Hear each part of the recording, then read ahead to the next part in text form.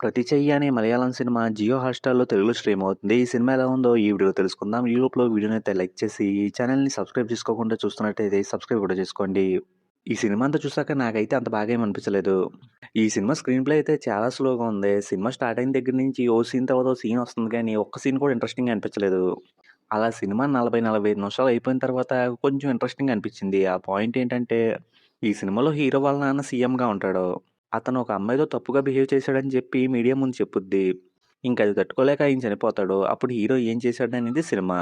ఇంక ఈ సినిమాలో ఈ పాయింట్ స్టార్ట్ అయినప్పుడు ఇక్కడి నుంచి సినిమా కొంచెం బావుంటదేమో అనిపించింది కానీ, తర్వాత కూడా సినిమాలో పెద్దగా ఇంట్రెస్టింగ్ ఏం జరగలేదు.